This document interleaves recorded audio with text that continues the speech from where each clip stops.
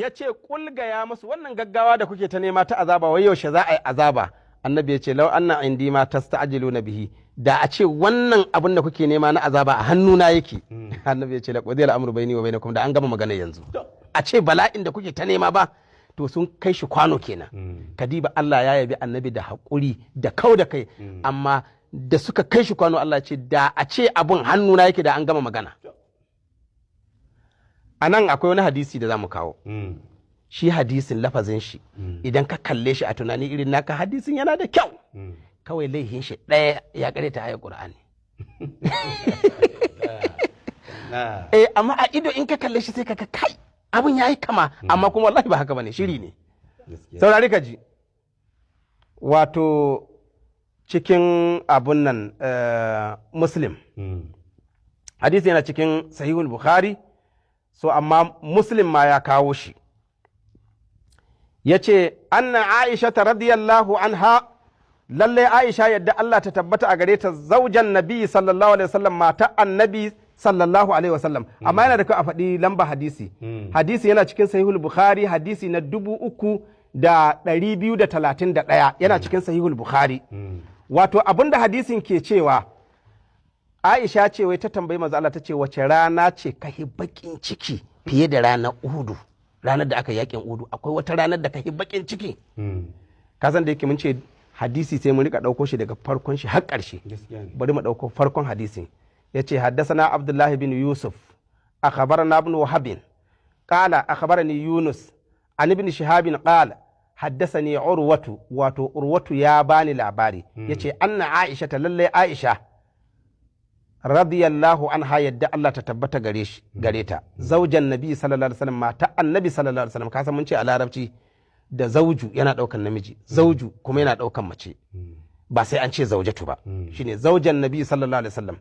Haddasatu cewa ita Aisha ta bashi labari, annaha qalat lin Nabi sallallahu alaihi wasallam, ta cewa annabi, hal ata alayka yawmun kana ashadda min yawmi uhudin, shin akwai wata rana da ta hiye maka bakin ciki da ta kai rana Uhudu? Ƙala sai manzo Allah ce yi akwai. Ya ce laqad laqitu min qaumiki ma laqitu wa kana ashadda ma laqitu minhu yawmal aqaba.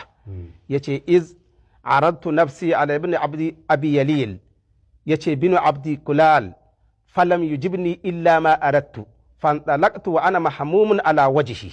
Ya ce falam astafiq illa wa ana fi qarni tha'alib farafa'tu ra'asi fa idha ana bi sahaba qad أظلتني فنظرت فإذا فيها جبريل فناداني فقال إن الله قد سمع قول قومك وما ردوا عليك وقد بعث إليك. شيني چند أكا إن الله قد سمع قول قومك لك.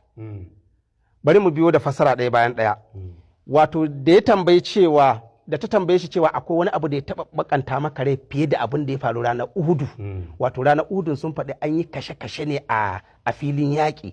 To shine sai ake cewa akwai ranar da ta ɓata maka rai kamar wannan rana, sai ce akwai ranar da na zo na tara al'ummata, na kiraye su zuwa ga gaskiya, na yi masu nuni, na jawo hankalinsu. Ashe zaman da na ina masu nuni, su suna can gefe ma suna shirin yadda za su kashe ni, na zo cikinsu. Da na gane haka ta faru sai na taso cikin bakin ciki da damuwa cewa na zo in kwatantawa mutane na gaskiya sun kiya. Ina cikin tafiya farafa'tu ra'asi, sai na daga kaina sama, faiza ana bi sahaba, sai na ga wani girgije ga yanan sama. Kada azallatni, shi wannan girgijen kawai yayi man inuwa. Fa nazartu, sai na diba cikin girgijen, faiza fiha jibrilu, kawai sai na ga jibrilu cikin wannan girgije. Fanadani, sai jibrilu ya kira ni, fa kala yace inna allaha qad sami'a qawla qaumik lak, lalle Allah ya ji maganan mutanen ka bijire maka da su kai, kayi iyakar kokari ka nuna masu, kuma wa maraddu alayka, sun ji, Allah ya ji ba su ansa maka da duk abin da suka ansa maka da shi din nan na bijirewa, suka ki ansawa da su yi da'a ga Allah, Allah duk ya ji wannan abun. Amma ka sani wa qad ba'asa ilayka malakal jibal, Allah ya aiko mala'ikan dutse yanzu, litta'amurahu bima shi'ita fihim, Allah ya ba da umarni yanzu yana hannunka, ga mala'ika nan na dutse wanda duk dutsen duniya a hannun shi yake, saboda haka Allah ya baka dama yanzu kai zaka bashi umarni, duk abun da ka ce mashi yayi ma waɗannan mutane shi zai masu. Saboda haka duk abun da kake so bashi umarni, ga mala'ikan nan kai zaka bashi umarni da kanka.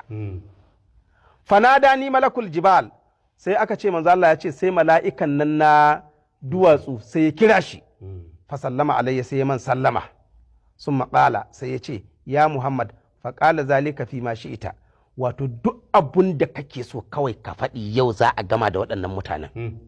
Ya ce in ita an udfika alaihim al-akhshabaini, ga manyan duwar watsunan guda biyu waɗanda suke Makka, in kana so kawai in je in ɗauko su in rifta masu bisa kai kawai in gama da su. Faƙalar Nabi sallallahu alaihi wasallam Allah ce bal a'a, ni ban buƙatar wannan. Arju an yukhrijallahu min aslabihim man ya'budullaha wahdahu la yushriku bihi shay'an. Ina fata daga cikin tsatson su Allah ya tada wasu waɗanda za su bautawa Allah shi kadai, kuma ba za su yi tarayya da Allah ba, saboda haka ba he an halakar da su ba, a bari su sun haihi waɗanda za su yi imani nan gaba. Kaga abin da ya rage sai ka ce Allahu akbar. Da Allah lafazin hadisin bai koro da daɗi ba. Ya daɗi sosai. To sai ayacin ta ce kulla wannan indi ma tasta'jiluna bihi laqad al-amru bayni wa bainakum. Abun nan da kuka nema na azaba da hannuna yake, wallahi tallahi da an gama maganan nan. Da Allah ina so ku hada wannan hadisin da wancan ayi. Ba su haɗuwa. Sai yi kama? Ba su kama ba.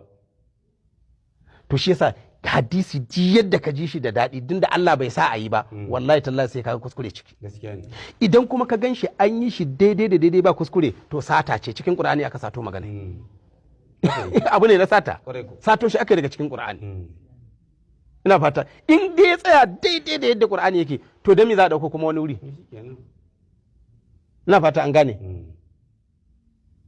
Ai na san in dai kana da kan gado, kana da kuɗi kam da za su biya ma bukata, ka cin ramce.